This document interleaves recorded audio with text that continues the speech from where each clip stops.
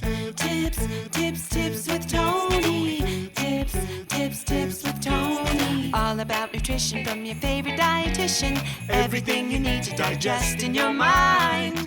Tips with Toni. Tips with Toni. Making you healthier one bite at a time.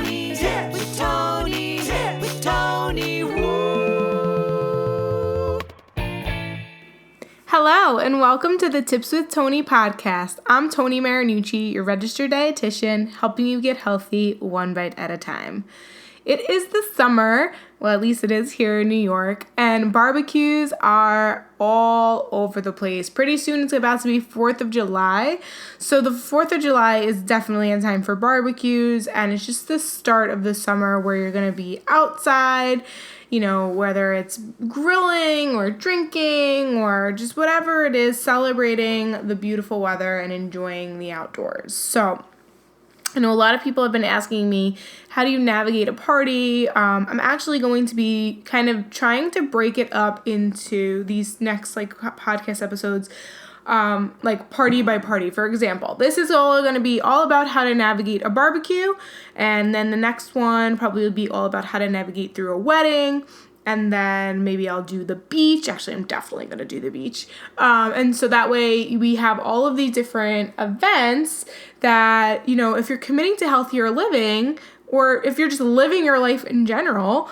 you're going to socialize and you're going to have these things. And that's what life is about, is to be able to enjoy them. But we all know that if we overdo it on our food choices, whether we enjoyed it for a moment and then we came home with guilt later, or when we're there, we're not really fully present because we're so focused on the food and how much it, has control over us, and maybe we don't make the best choices and can drive you crazy, then, that's definitely something you have to pay attention to, because that's not normal. Although we have accepted it as normal, and I've definitely been there myself, I remember being at parties and always just thinking about stressing out.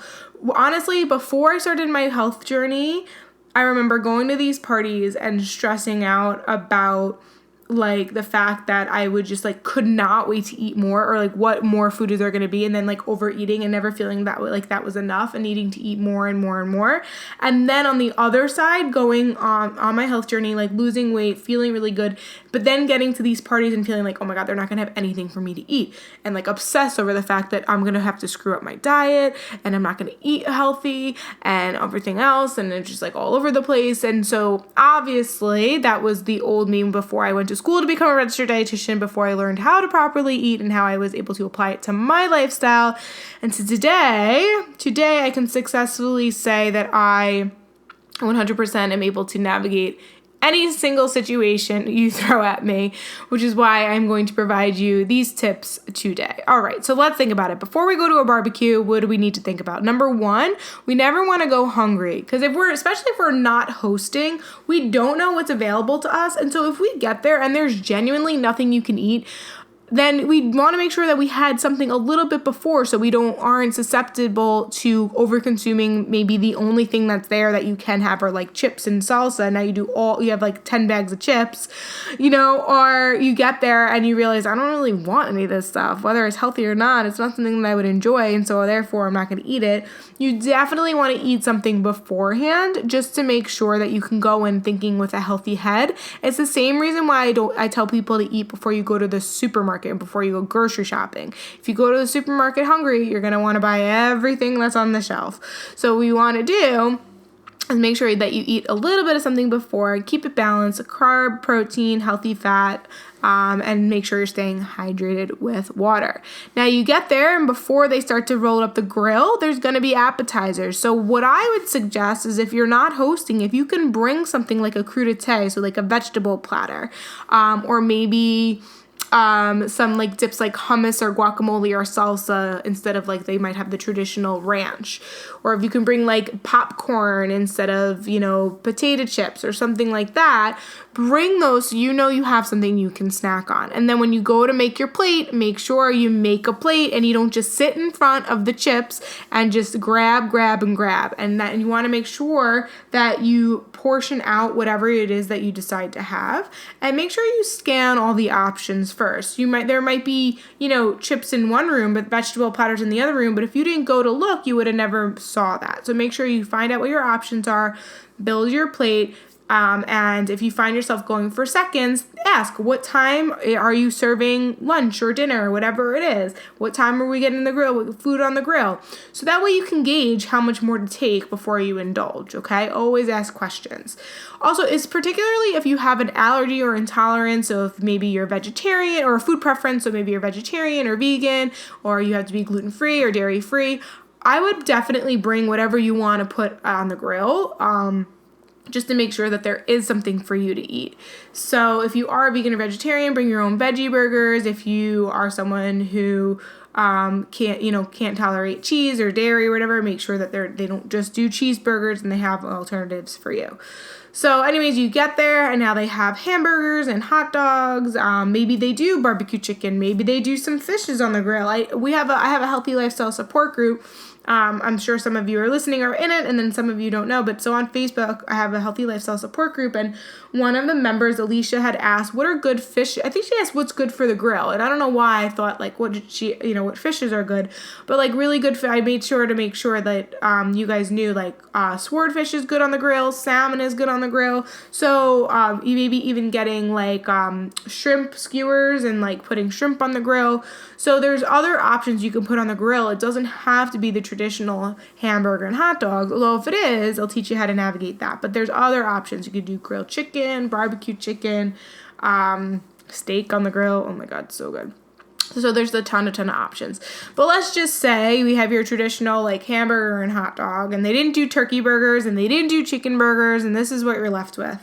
And then they also have things like potato salad and macaroni salad, and all of those things. So now what do? Okay, you build your plate. Well, one thing I will definitely say is, the thing about hot dogs, as much as the inside, it depends on the brand. Some are the inside is just a whole bunch of processed meat that whatever, is here nor there. But then, and a hamburger, although the hot dog might be quote unquote less healthy than the hamburger in the sense of the actual ingredients inside of it, a hot dog is small and portioned, and I find that it's a lot easier to just have something that's small and portioned. So if you want to go that route, great. If you would be more satisfied with the hamburger, great. One thing I would think about is okay, we have the bread or the bun, and maybe they don't do whole wheat buns, or maybe even so, you have the bread and the bun, and now we also have things like potato salad and macaroni salad that have a lot of mayo, but then we have the fat from the mayo, and we have the cheese from the cheeseburger. So how do you balance it out? And so that answer is going to be different for everyone and what they want to do, but I would just be mindful of okay, so we have the bread, we have the potato, we have the macaroni salad.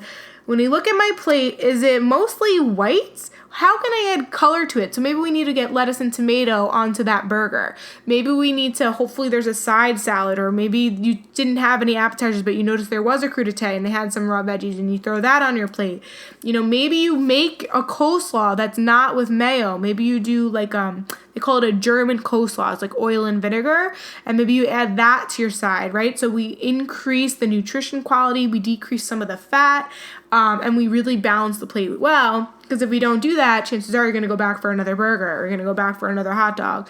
And those are the sort of things that we want to be mindful of, is how much of the food am I eating is actually nutrient dense and filled with fiber that's going to keep me full and satisfied, and how much of it is just for pleasure and it tastes good, but there's some protein, there's some carbs, and there's some fats, but is it really nutrient dense and super high quality? Now, listen, there is a time and place for everything, and so if you the rest of your week you've been really healthy, and you go to this barbecue and these are your options, then it's okay to have there's no, you guys know I don't believe in putting foods on or off limits. There really is there's a way for everyone in which to navigate it. I just want to have you guys sort of think about the sort of things that I think about when I go to these barbecues and how I kind of balance it out. And then last I'll say is for dessert, there could be a ton of different options. I would say ice cream is usually an option, or Italian ices.